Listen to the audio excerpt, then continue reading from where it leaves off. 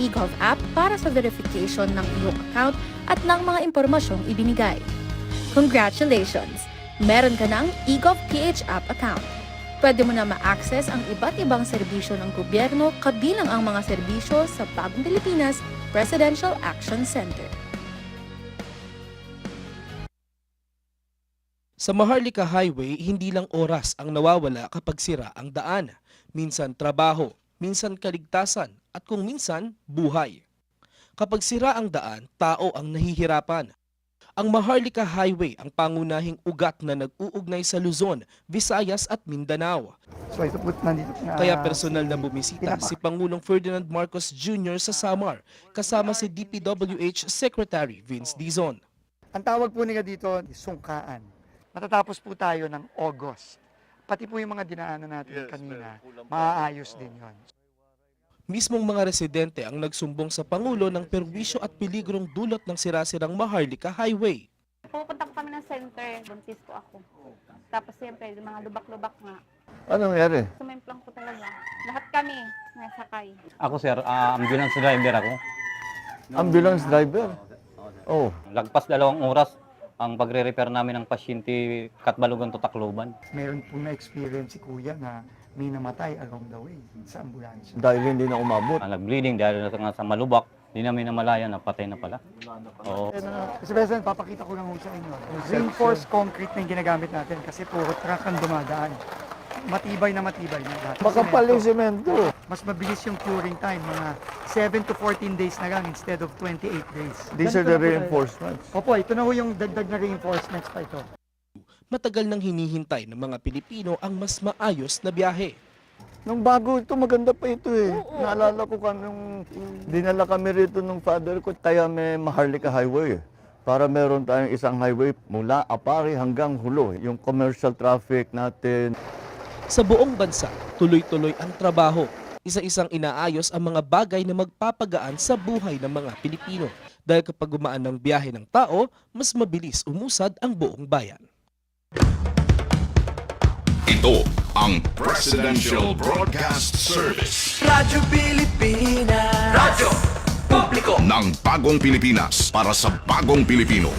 Naghahatid ng mahahalagang balita at impormasyon na guugnay ng pamahalaan sa sambayanan. Tulay sa himpapawid ng serbisyo publiko. Radyo Pilipinas. Radyo Publiko. Ang boses ng Pangulo. Sa Mega Manila, 738. Radyo Pilipinas. Radyo Publiko.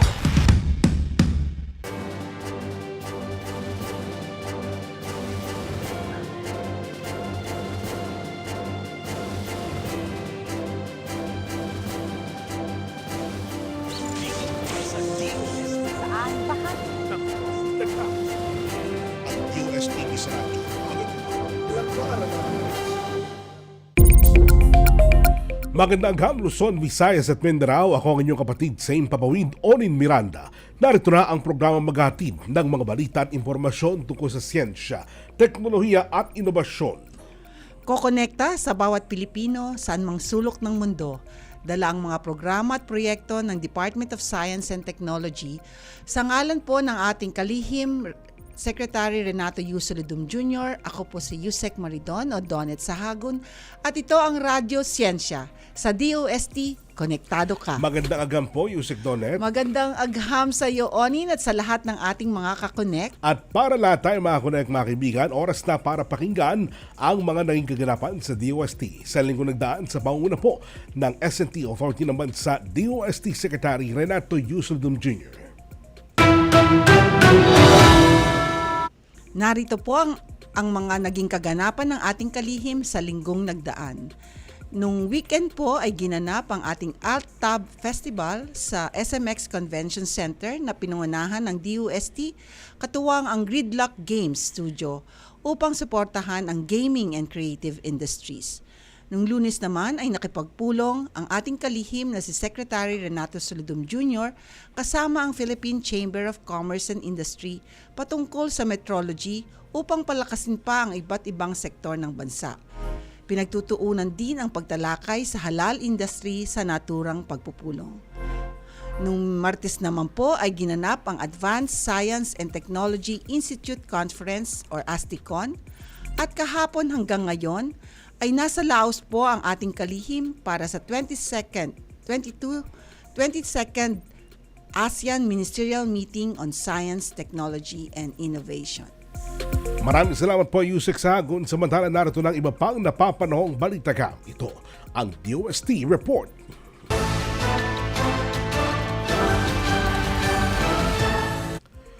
Opisyal nang binuksan ang AltTab Festival 2026 sa SMX Convention Center sa Manila, Pasay City. Nagsama-sama ang mga gamers, content creators, students, innovators at tech enthusiasts upang ipagdiwang ang talento ng mga Pilipino at tuklasin ang iba't ibang oportunidad sa game development, esports at creative industries. Tampok dito ang iba't ibang interactive exhibits tulad ng Game Dev Challenge Regional Winners Showcase kung saan ipinakita ng mga aspiring Filipino game developers ang kanilang mga laro. Likhang laro, tampok rin ang 3D printing and prototyping area at ng esports game Dev Launch na nagpapakita kung paano nakakatulong ang teknolohiya sa paglago ng esports, game development at digital skills sa bansa.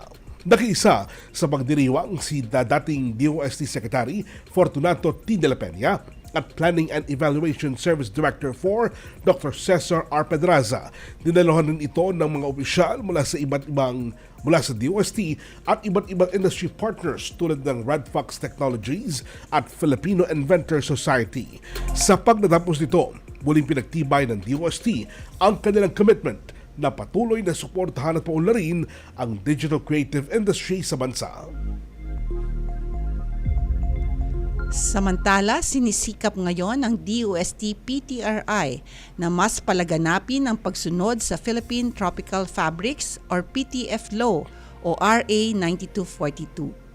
Hinihikayat ang mga ahensya ng pamahalaan na gamitin ang mga lokal na tela gaya ng abaka, pinya, saging, bamboo, cotton at silk para sa kanilang mga opisyal na uniforms. Sa pamamagitan nito, maaari umanong ma-unlock ang napakalaking 17.8 billion annual market na makakatulong ng husto sa ating mga lokal na magsasaka, weavers at manufacturers. Bukod sa pagpapasigla ng ating ekonomiya at local value chain, mas eco-friendly at mababa rin sa carbon emissions sa mga natural na telang ito kumpara sa polyester. Kaya naman sa pamamagitan ng kanilang Frontier Program at pagpapatayo ng mga textile innovation hubs sa buong bansa, patuloy ang DOST PTRI sa paggabay, pagbibigay ng testing at certifications at pagkonekta sa mga producers at designers para maging madali at swabe ang transition na ito para sa lahat. Maganda sana yan, ayusin doon, mahikayat ang mga local government units, ang lahat ng mga ahensya ng pamahalaan na sumunod dito sa simpleng kahilingan ng DOST PTRI. Totoo. At nagsimula na tayo sa DOST. Marami na, palagay ko ilang beses na tayo nagpalit ng uniform at ang gumagamit natin ay natural tropical fibers. Ayun. Ang natural tropical fibers dyan, mga kaibigan, tulad ng abaka, pinya, saging, bamboo, cotton at silk. Kaya maganda para sa ating kasuotan na pangkilikin ng mga produkto ito. Oo, at nakakatulong talaga ito sa ating mga farmers, weavers, at marami sila na parang isa-isang community sila. Saan man sulok ng Pilipinas, meron tayo niyan. Tama po. Mga kakunaik, agham nyo ba na may dagdag solusyon na sa mga overheating vehicles at e-vehicles natin sa tulong ng 3D printing? Tutok lang dahil yan ang pag-usapan natin ngayong araw. Magabalik ang Radyo Siyensya sa DOST Konektado Ka.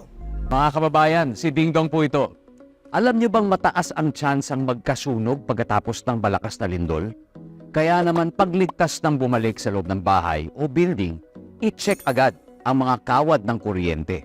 Kung may nakitang sira, patayin ka agad ang main switch. At ang pinaka-importante, i-report ito sa otoridad. Huwag mo nang i-DIY yan, ha? Naku, baka mas malaking problema pa ang sumabog. Tandaan, i-check ang sira, patayin ang main switch, i-report sa otoridad. #panatag ang may alam. Maging panatag. Radyo Pilipinas is on Viber. Viber. One tap and swipe. Nandyan na lahat. Receive credible news and information. Pati mga trending topics at videos. Sure na meron dito niyan. Stay on track with Radyo Pilipinas on Viber. Pick up real news. Catch the latest and biggest stories. Search Radyo Pilipinas on Viber and hop in to our community. Radyo Siyensya sa DOST. Konektado ka dito sa Radyo Pilipinas. Nagbabalik po ang Radyo Siyensya. Ito na ang ating kwentong SNT.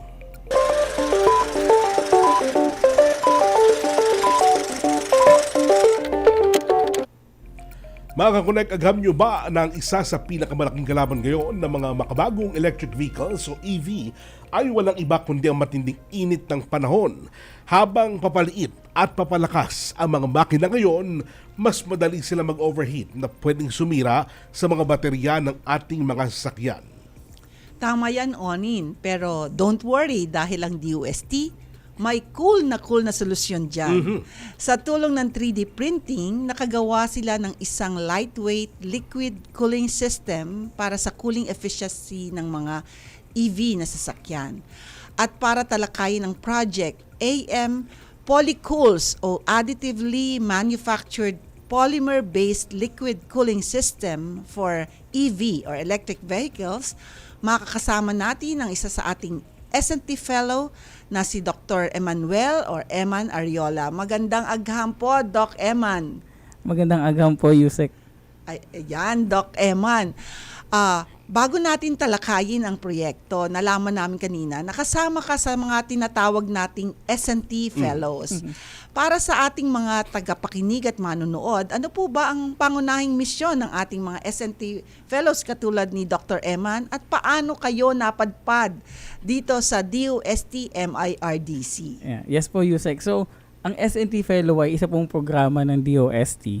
So, ito po yung programa nila para gamitin yung mga advanced technical expertise ng ating mga researchers para masolusyonan natin yung mga problemang pang-industriya ng Pilipinas. So, para mapabilis din yung ating mga innovation and also para magsilbing tulay sa pagitan ng academe at sa mga local industry.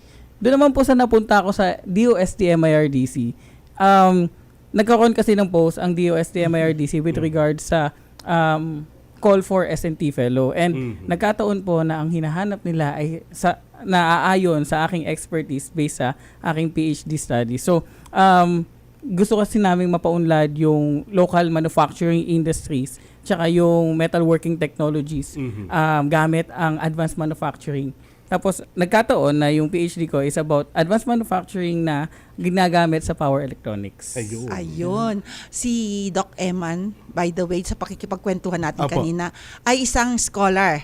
DOST scholar mula MS at PhD niya. At ngayon, ginagamit niya ang kanyang kaalaman para sa pagsagot sa ilang mga common problems o evolving problems dito sa ating bansa. Nako, tama-tama yan. At ang pag-uusapan natin ngayon ay tungkol sa mga electric vehicles or EVs. At sila yung itinuturing na future ng green transportation. Pero behind the quiet motors, ano po ba itong tinatawag na thermal bottleneck o yung grabe at matinding problema sa init na naranasan ng mga EV manufacturers sa buong mundo?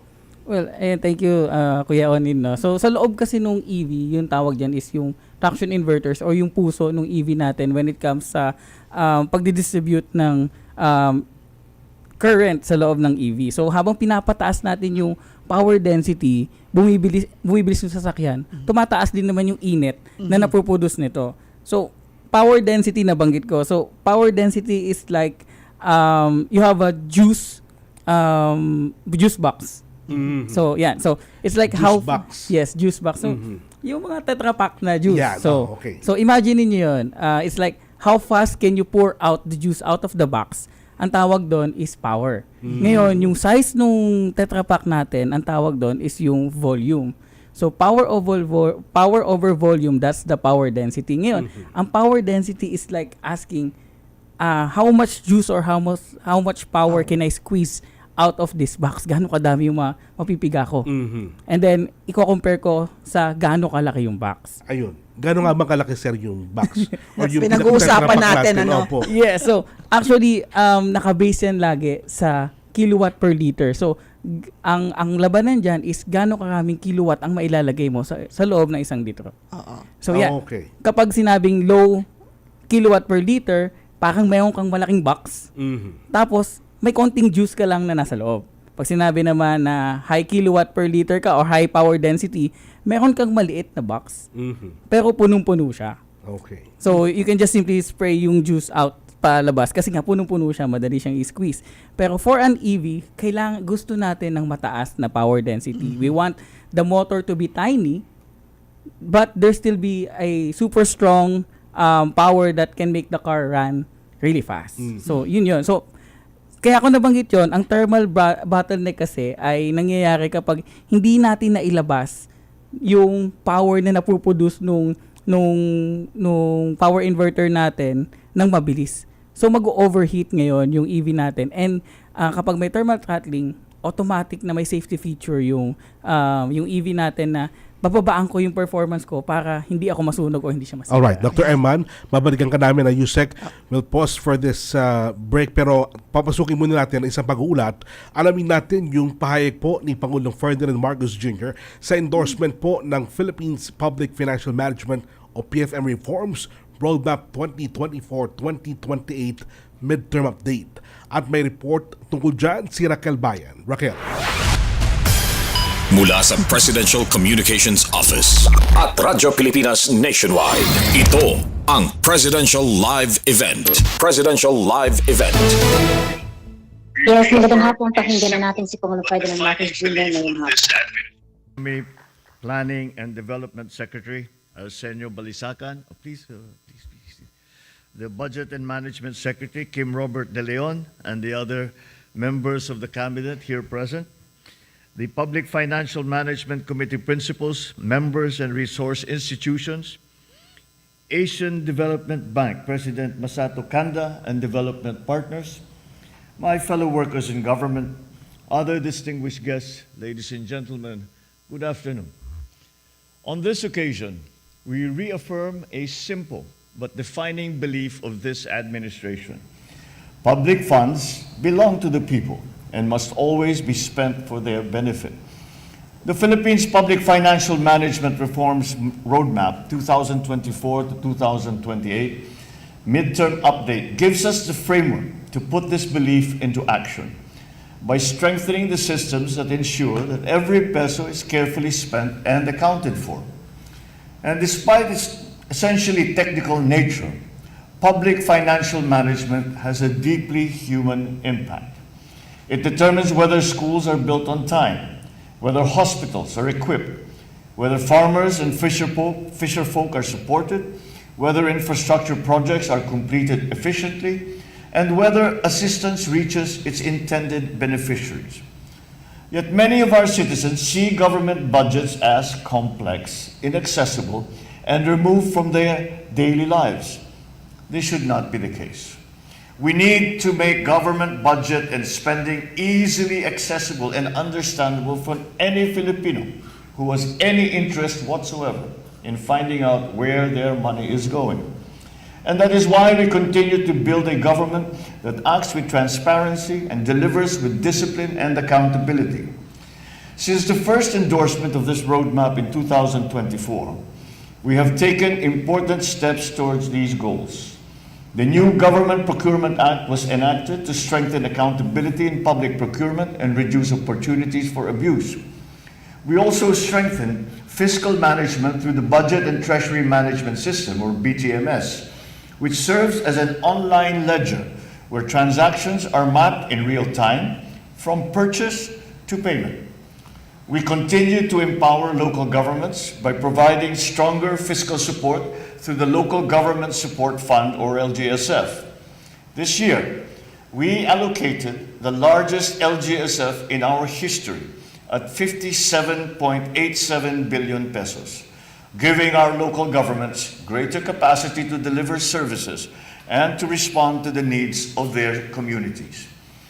We further improved our evaluation systems for government programs and projects so we can determine if their intended outcomes are indeed achieved. Moreover, we expanded Project Dine, which uses satellites to monitor major development government projects, even in the far-flung areas, or the GIDAs. These demonstrate our commitment to enhancing the services we deliver to our citizens by learning from evidence, from data, measuring what works, and ensuring that our programs produce proper results. But reform is not a destination. It is not the end of our efforts, but it is a continuing process. As circumstances evolve, as new challenges emerge, our systems must also become more adaptive. And today, we take another step in that direction with the launch of the DBM Compass, or the Centralized Open Monitoring Platform for Appropriations and Spending Statistics. That's a good mouthful right there. Like a compass that points the way forward, the platform allows our people to see and track where their hard-earned money goes. By making budget and financial information more accessible, understandable, and actionable, we invite citizens to become active partners in governance. Coupled with our efforts to promote transparency, accountability must be integrated into every stage of governance, from planning and budgeting to procurement, implementation, and the eventual evaluation. Every department must align its budgets with national priorities. Every agency must strengthen procurement, reporting, and implementation. Every public office must be prepared to show where the funds went and what they have achieved in improving the lives of every Filipino family. Kung nais natin mapanumbalik ang tiwala ng taong bayan, dapat malinaw, bukas at nakikita ang ating mga ginagawa. Hindi sapat na tama at kumpleto ang ating mga papel. Kailangan nararamdaman din ang budget ng taong bayan. Kailangan na nakikita ng bawat Pilipino na tayo ay responsable dahil walang silbi ang pananagutan kung hindi ito isinasabuhay. So as we move forward, let us carry this work with resolve, integrity, and a shared sense of purpose. By 2028, we must be able to say that government has become more open, more disciplined, more responsive, and more trusted by the Filipino people. Maraming salamat at mabuhay ang sambayan ng Pilipino, mabuhay ang bagong Pilipinas. Thank you, Mr. President. Katatapos lamang na talumpati ni Pangulong Ferdinand R. Marcos Jr. kaugnay sa paglulunsad ng updated Philippine Public Financial Management Reforms Roadmap 2024 to 2028. Sabi ng Pangulo, ang public funds ay para sa mga Pilipino at dapat alam ng mga Pilipino kung saan napupunta ang bawat piso ito. Dapat rin ayon kay Pangulong Marcos, ginagastos ang perang ito para sa benepisyo ng publiko. Ang roadmap na pinasilihan ngayong hapon, pinalalakas lamang anya ang kampanya ng pamahalaan para sa transparency. Sa pamamagitan kasi ng roadmap na ito, masisiguro na alinsunod sa national development ang paggastos ng public fund at mababantayan ng publiko kung saan napupunta ang kanilang pera. Isinusulong rin ng inisyatibong ito ang pagiging bukas ng pamahalaan, pagpapaigting sa mga proyekto at programa ng gobyerno, lalo na yung mga serbisyong ipinagkakaloob sa mga Pilipino, lalo na yung mga nasa malalayo o mga nasa liblib na lugar. Tutulong rin ang inisyatibong ito, ang roadmap na ito, upang masiguro na nagpo-produce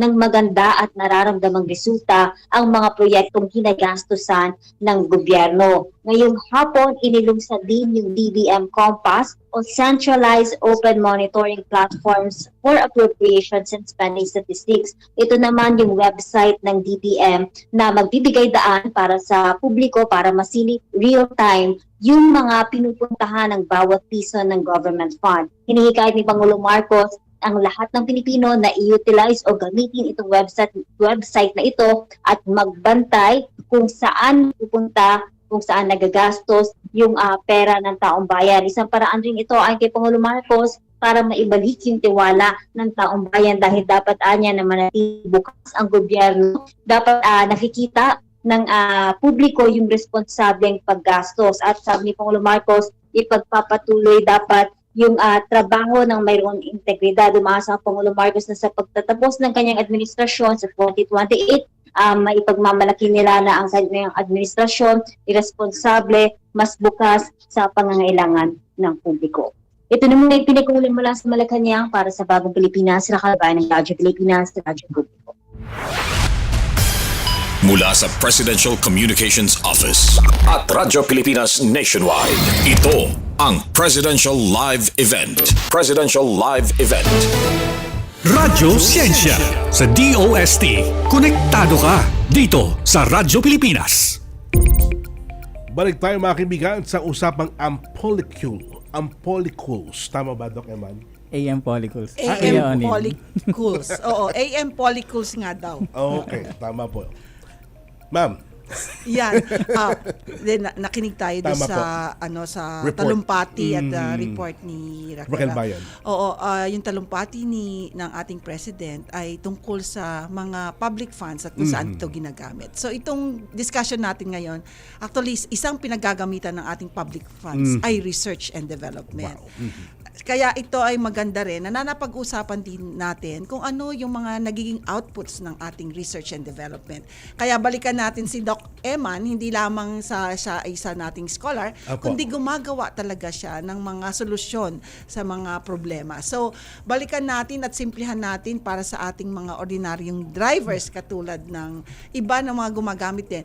Kapag ba nag-overheat itong tinatawag nating traction inverter o yung utak ng makina ng isang e-vehicle, anong nagiging epekto nito sa takbo ng biyahe at sa mismong buhay ng sasakyan? Alam mo, pagka pinag-uusapan kasi itong batteries, naalala mo yung pag nag-charge ka minsan, umiinit. Tama po. So siguro isa yon pa sa ating mga tagapakinig at saka na nanonood, yung mga power banks natin, minsan umiinit.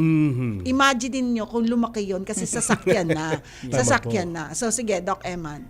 Tama yan, Yusek. No? Kapag nag-overheat yung utak o yung sinabi nga natin na traction inverter ng EV, yung mapipilitan ngayon yung sasakyan na magbawas ng bilis or magkaroon ng loss of power para magpalamig. Kasi parang safety feature ng sasakyan mo, yun yung threshold na tinatawag nila sa pag-design. So bukod sa pagbagal, yung palagi ang sobrang init ng EV is napapabilis yung pagkasira ng mga tinatawag natin na critical components and parts ng sasakyan na nagresulta nung pagbaba ng tinatawag natin na efficiency tsaka yung cost effectivity nung EV na nagre-result sa mas maikling lifespan nung mga sasakyan. Alright. Ano naman po itong project natin ngayon na design and development of additively manufactured polymer-based liquid cooling system for enhancing thermal performance of double-side cooled power modules for electric vehicles application. Sa madaling salita po, AM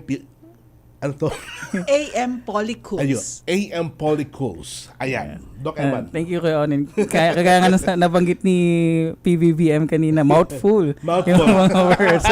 So ang AM Polycules or yung nabanggit yung design and development of additively manufactured polymer-based liquid cooling system ay isang lightweight na solusyon na dinisenyo namin para sa double-side cooled power modules ng electric vehicle. Pero pwede mo natin ipakita. So, ayan, sige, pakita natin.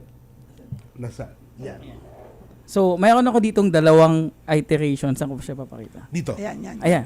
So, mayroon ako ditong dalawang iteration. Dito kami nagsimula sa pag-develop ng AM Polycules. So, ito yung tinatawag, ito yung naririnig nyo na AM Polycules. At ito naman yung sinasabi namin na power module. So, ito yung gusto nating palamigin. Ito ang utak ng EV. Okay. Ganyan kaliit. Ganyan siya kaliit. So, iyan na po yung actual na yun? Yes, ganito siya kalaki. Actual siya. And then we have a series of this in an EV power inverter. So we have around 36 of this. Ang reference ko is yung Tesla Model S. Mayroon silang 36 na ganito. And then those are nagtutulong-tulong para i-distribute yung power kung saan nila kailangan. So ngayon, si AM Polycules, nagkaroon kami ng optimization at napalit namin siya ng ganito kaliit. So ayan mas yung nagawa na optimization. Yes, mas maliit pa. And better performing tong maliit na to. So, ayun siya. Gaano po ka better? Ibig sabihin taon ba pinag-uusapan natin dyan, Doc Eman? Well, when it comes to the performance, meron lang tayo ngayon mga lab results na validation na ginawa. So una, ginawa natin, sinimulate natin to, and then what we get from there is the parameters na kailangan natin para i-design. Ngayon, nung dinesign na natin, vinalidate natin to ngayon sa pagpunta natin sa Virginia Tech, ang ating collaborating partner na nag-develop ng power module, which I'm also part of, dinevelop namin to.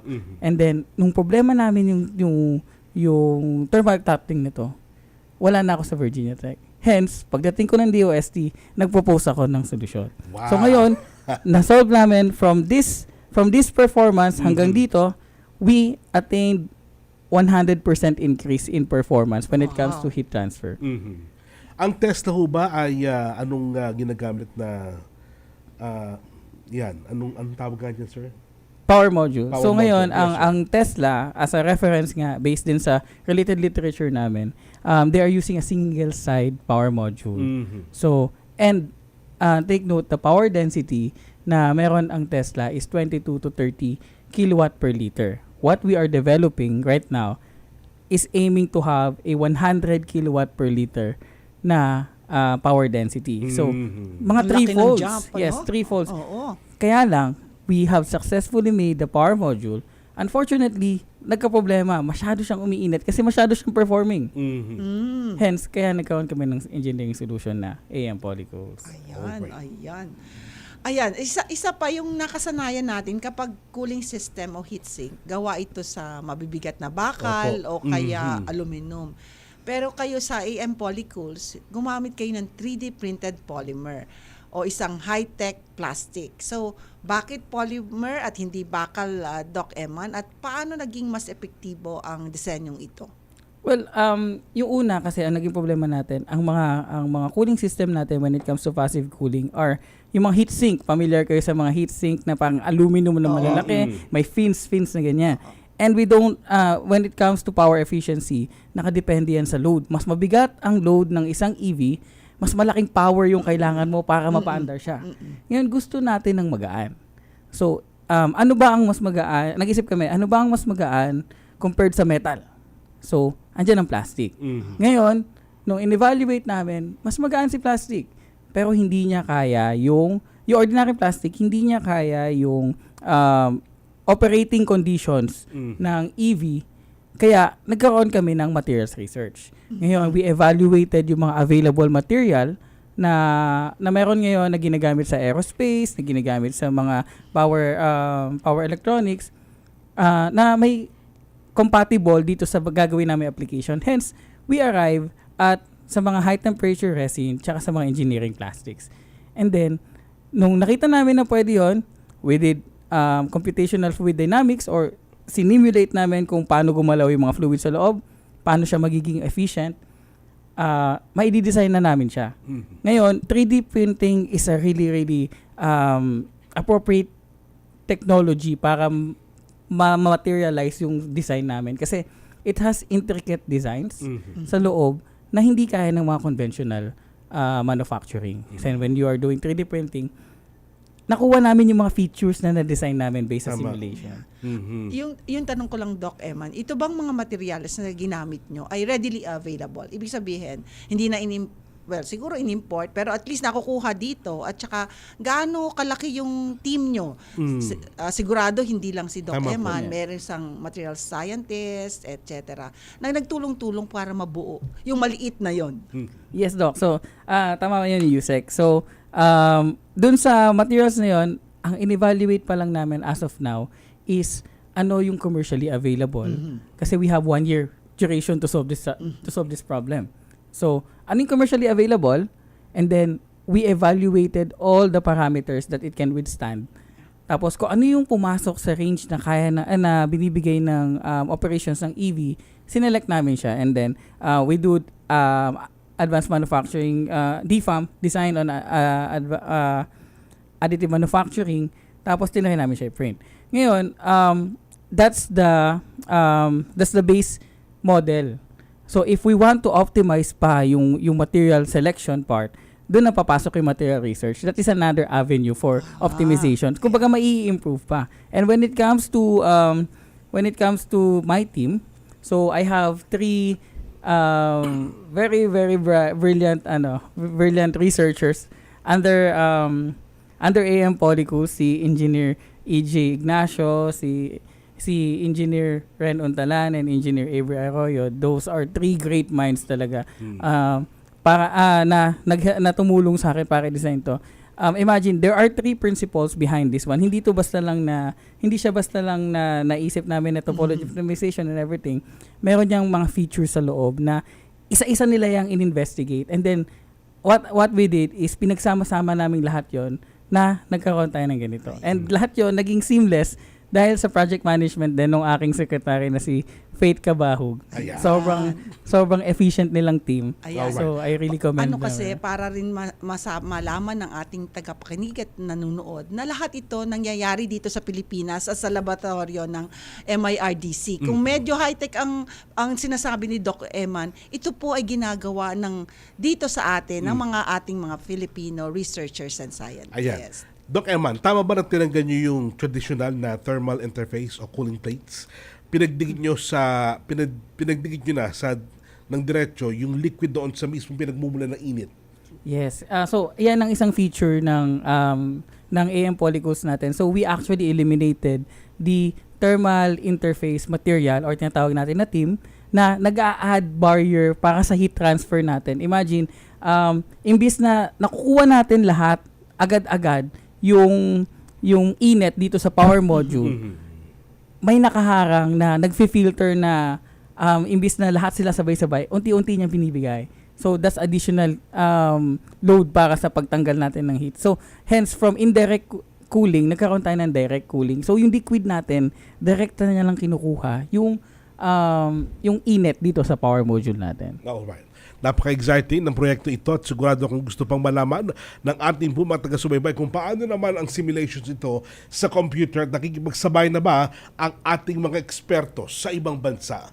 Pero bago natin sagutin yan at sagutin ni Dr. Emmanuel, mga connect, tutok lang, magbabalik agad ang Radyo Siyensya. Sa DOST, konektado ka.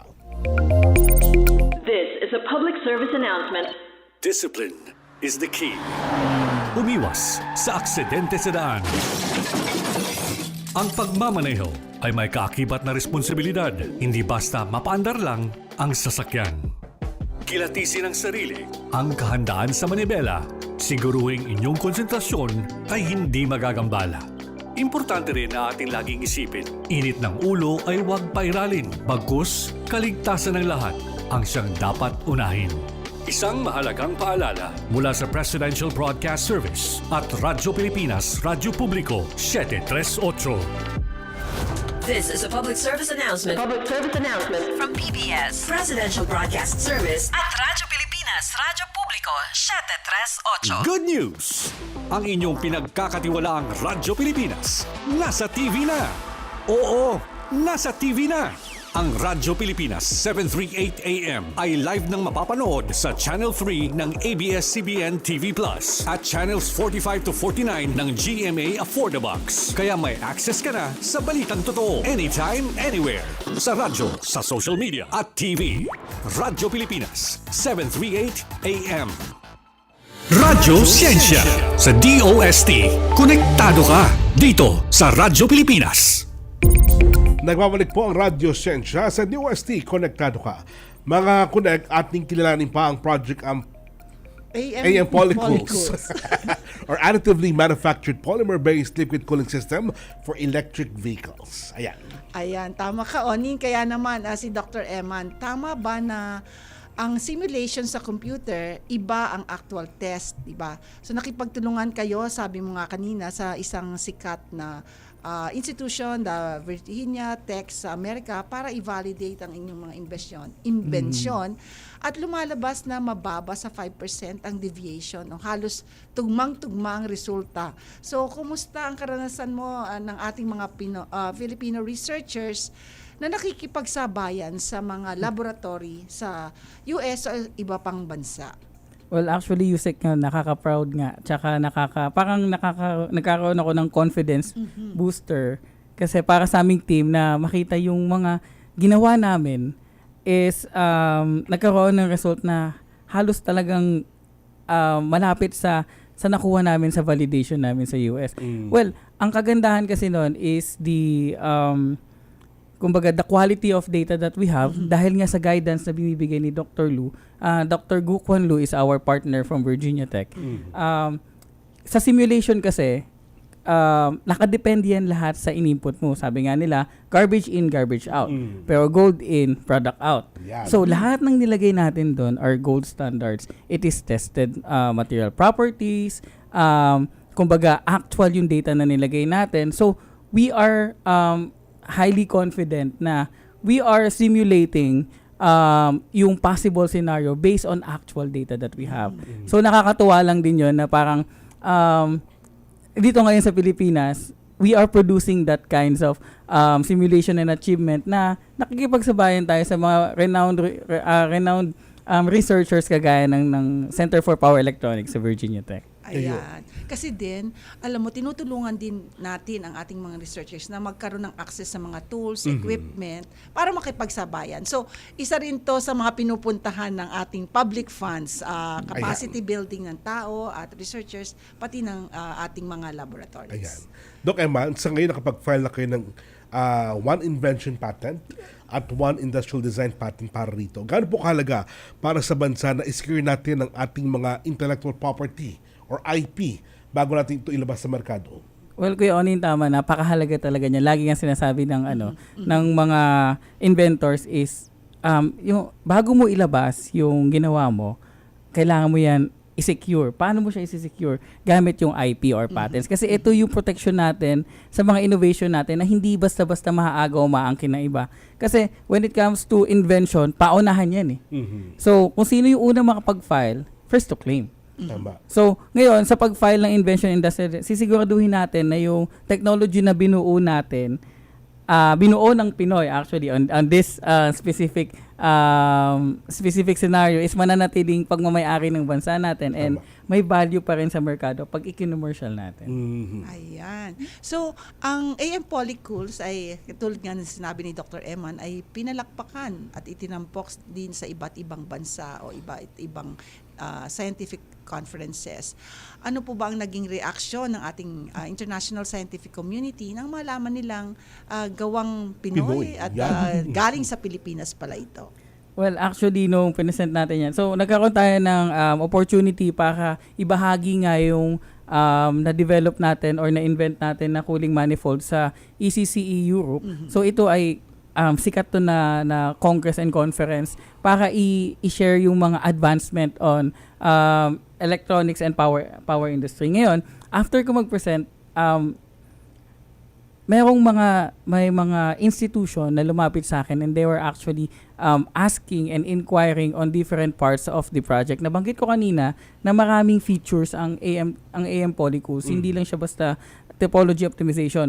Meron yan, inanalyze namin yung vortex generator na yung simpleng ganito lang na feature ng simpleng konting nakalabas lang na konting plastic dyan is makakabuo ng vortex. In-analyze namin yon paano siya lalabas and paano namin siya may tatapat sa hotspot. And actually that is a cool feature or kumbaga interesting feature when it comes to different application. So isa yun sa tinatanong sa akin pagkatapos ko mag-present kasi normally sa conference they will ask you kung with regard sa details ng ano mo, and then they are also asking for collaboration or probably advices on what they are doing. And maganda yung response. More or less mga 5 ang nagtanong sa akin, different institution on different application and kung paano tayo makakatulong sa kanila. Nako. So marami na kumukuha sa iyo ngayon as consultant, as research partner. Well, we do ano naman, kumbaga normal conversation. So may mag-email sa akin, would you have any idea on how am I going to deal with this specific problem based on your, kasi nag-publish na rin tayo. We have a published paper with this project. And then sabi niya, based on your paper, you did this. Is this applicable for my problem? So ganon, parang DOST per se can actually give advices and also consultation for different researchers based on these mga ganitong project. At saka ito rin yung paraan para ma-validate din. Yes, Ma-validate tama. ang results mo at saka mapalago pa. Sabi nga, exchanges yan ng mga scientists para magkapagtulungan. Tama Posible po. magtulungan. Doc Eman, sayang at marami pa sana kami itatanong sa iyo, pero para sa ating mga kabataang Pinoy na nangangarap maging scientists at engineers, ano po yung mensahe mo sa kanila, lalo na sa pagdating sa kapangyarihan ng 3D printing o additive manufacturing para sa pag-unlad ng Pilipinas? Yes. So ang advice ko lang, maging curious kayo. Huwag kayong matakot na mag-eksperimento ng iba't ibang technology, lalo na yung 3D printing. If you want to know more if you want to know more about 3D printing, anything around 3D printing, go to DOST MIRDC AMCEN. We have all the technologies that you can imagine when it comes to 3D printing.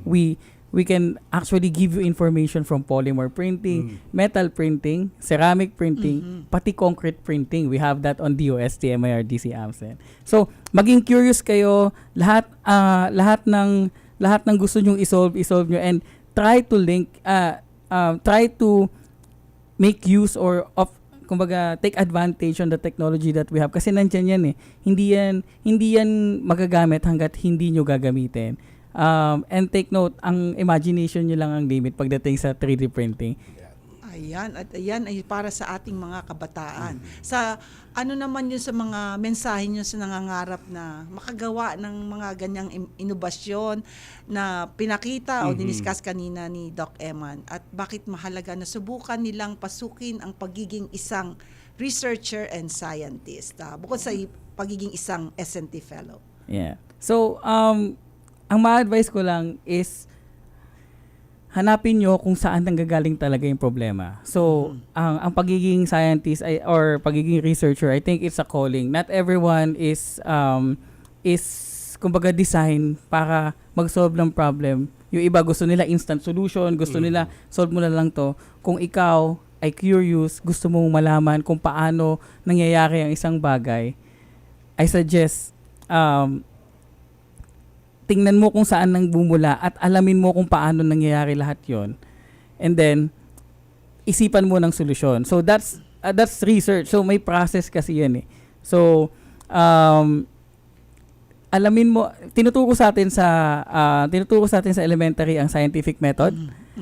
Hanggang ngayon, yan pa din ang ginagamit naming mga researchers. Lean onto that. Isabuhay nyo kung paano kayo mag-solve ng problem, scientific method. Later on, madali nyo nang masosolve yung mga gusto nyong malaman. And always read. So, get updated. Alamin nyo yung mga new technology dahil probably yung mga solusyon sa mga problema na iniisip nyo is may solusyon na pala, i-apply nyo na lang. Ayun. Alright.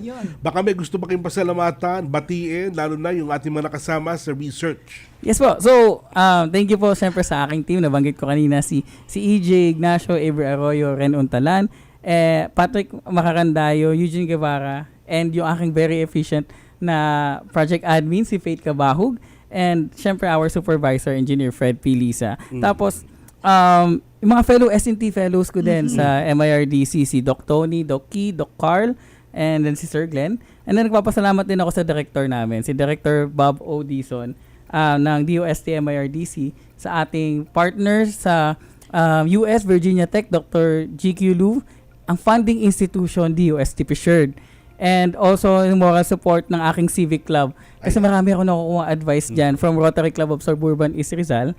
And syempre sa aking inspirasyon, si Doc Elaine Sunga Ariola, and sa aming Baby Yuan. Ayan. Baby Yuan, hi. Hello sa lahat na nagbibigay ng inspiration sa ating mga scientists, Doc Eman. So, maraming salamat, Dr. Emmanuel Ariola, ang ating S&T Fellow sa MIRDC at utak sa likod ng project AM Polycools o Additively Manufactured Polymer-Based Liquid Cooling System for electric vehicles. Yan. Ayan.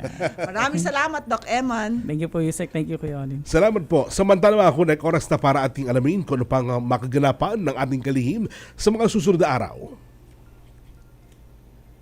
Ayan, narito ang mga aabangan nating kaganapan ng DOST sa mga susunod na mga araw na pangungunahan ng ating kalihim DOST Secretary Renato U. Solidum Jr. Sa susunod na linggo po ang launching ng Regional Yarn Processing and Innovation Center sa Ilocos. Sa darating naman na July 1 ay gaganapin ang #Pilipinas Kapihan featuring our 2026 awardees and newly elected NAST Phil members. Maraming salamat po, Yusek Donet. Mga Connect, yan po ang naging kabuuan ng ating pong programa. Muli niyo po kaming samahan sa susunod na Biyernes, alas 3 hanggang alas 4 ng hapon dito sa Radyo Pilipinas. Sabay di mapapanood sa TV Plus Channel 3 at the For the Box Channels 45 to 49. Muli ako inyong kapatid sa Imbabuid, Onin Miranda. At mula sa Department of Science and Technology, para sa agham na ramdam at sa ngalan po ni DOST Secretary Renato Solidum Jr., ako si Yusek Maridon o Donet Sahagun, patuloy na maghahatid ng kaalaman at serbisyo para sa bawat Pilipino. Ito ang Radyo Siyensya sa DOST Konektado Ka. One DOST for you, delivering science for the people, solutions and opportunities for all. Pwede po makiwit.